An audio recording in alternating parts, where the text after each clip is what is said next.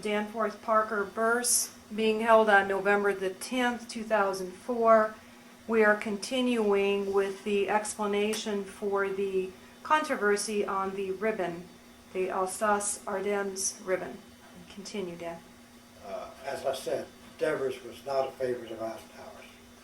He had resisted Eisenhower's orders to abandon the Alsatian plain and go back to the Vosges Mountains immediately, and therefore abandon Strasbourg.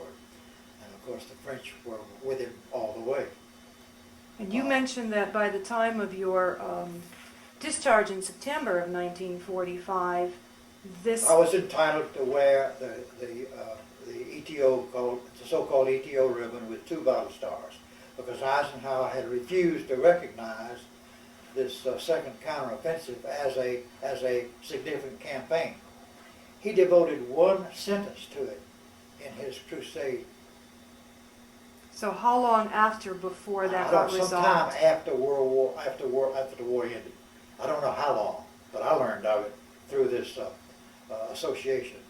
And then how did you actually get that 3rd ribbon? I didn't get it as such, but I simply learned that finally the War Department, it's now the Department of the Army, of course, had concluded that yes, this was a very significant campaign, and but rather than recognize it as a separate campaign, they simply recognized both campaigns as one.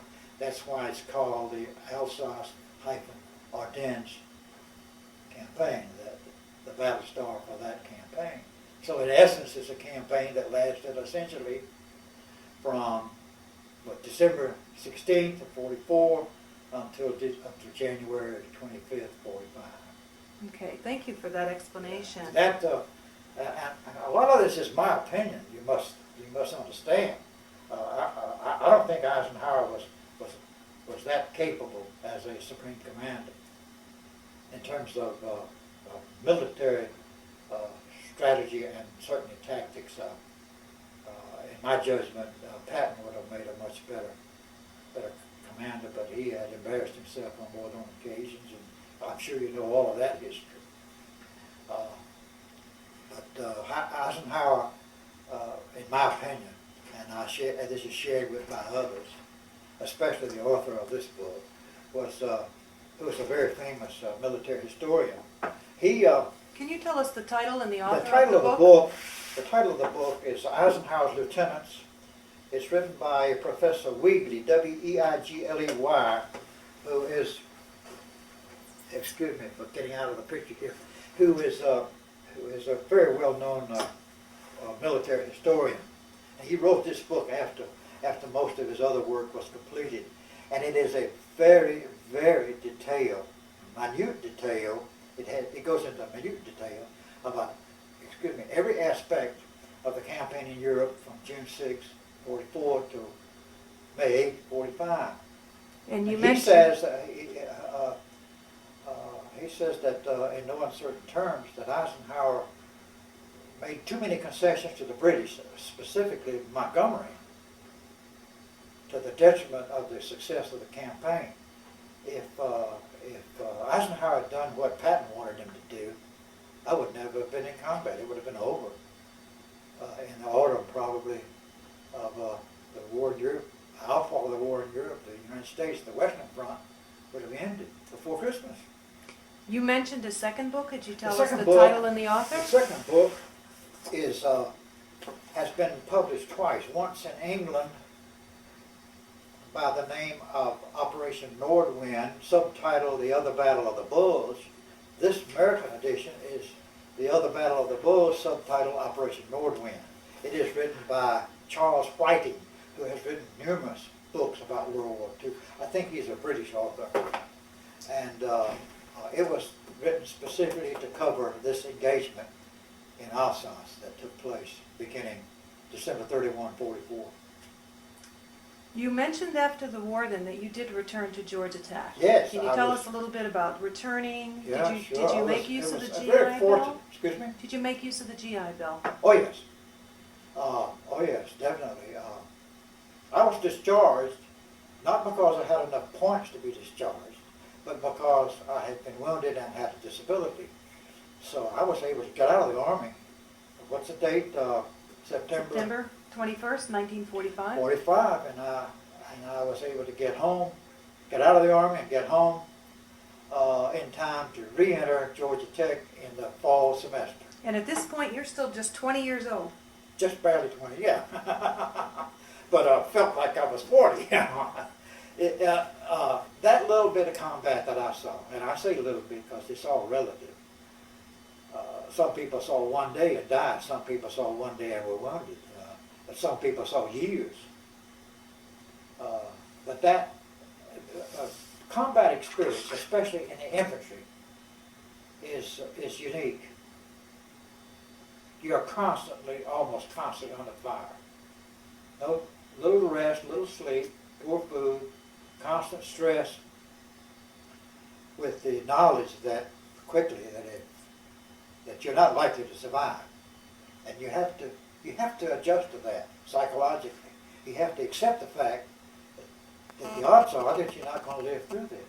But did you think you would, personally? No, I had to make up my mind that I wouldn't, but if by some lucky chance I did, but I had to be wounded, I prayed that I would not be wounded severely in the abdomen and on the head or whatnot, so all my prayers were answered. And I was one of the last 2 or 3 people, original people, in my company who had not had something happen to them. Some killed, some wounded and come back to duty, some captured, some prisoners and what have you. So my number was up, but my company commander, who was a wonderful, wonderful, cool, calm, collected leader, survived. As a matter of fact, I wrote to him as soon as I could. The first letter I wrote was to my parents, and I wrote to him to try to tell him what a privilege it had been to serve with him, because my job in combat was to be his right-hand person, literally, with him, because I was his source of contact, radio and telephone contact, with his subordinates in the company. And I wrote him to tell him that, and he responded to say that shortly after I was wounded, he started out by saying, "I'll never forget tonight that you were wounded." He said, "I was the battalion commander, Colonel Reynolds, Lieutenant Colonel Reynolds, came down and said, 'John Steck, your number is up. I'm going to make you the battalion operations officer.'" And so he got a staff job, still in combat and still subject to the hazards of combat. But of course he survived the war, and he was one of the few, as I say, who received the Distinguished Service Cross for that engagement on January 25th at Colton House in Haggenall, the Motor River Line campaign. So I came back to Georgia Tech and finished, and went to work for the Hartford Insurance Group, and stayed there for 30-some odd years, and then retired early, and had a brief career, a few years with the Georgia Pacific, and retired again, and moved to Young Harris, Georgia, and that brings us up to date. Tell us a little bit about your family life. Well, I married to the former Ann Armistead on August the 25th, 1951, and we had 3 children, a daughter and a son and a daughter. We lost our son back in 1982, so we have two daughters, and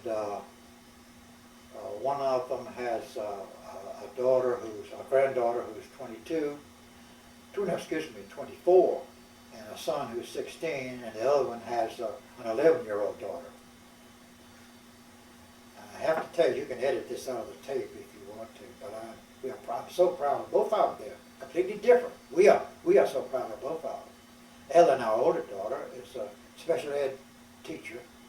She has several advanced degrees, and she's a special ed teacher in the Towns County school system in Hiawassee, Georgia. And our other daughter is Amanda Bearse, who has been in television, and she's now a freelance television director. And she was on that infamous sitcom called Married with Children. Are you familiar with that? Yes, I am. I mean, a really, really raunchy show, but a highly successful sitcom. So we have 2 daughters who are 6 years apart. Our son was in between.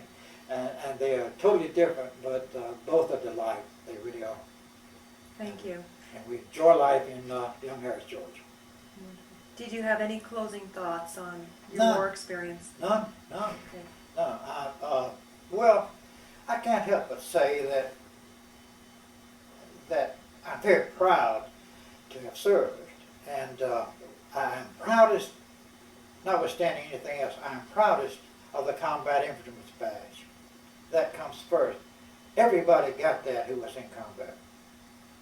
Not everybody got everything else. You didn't get a Purple Heart unless you're wounded, and you didn't get a Bronze Star or Silver Star or DSC, or unless somebody recognized you and singled you out. But that was a very inequitable type thing, because not every meritorious or heroic action was observed or even known.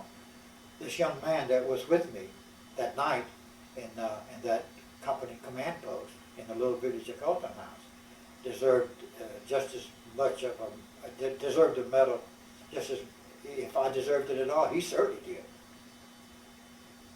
But apparently he wasn't right. He may have been, I don't know, ultimately. Thank you very much. Thank you. Piece of a Michelin map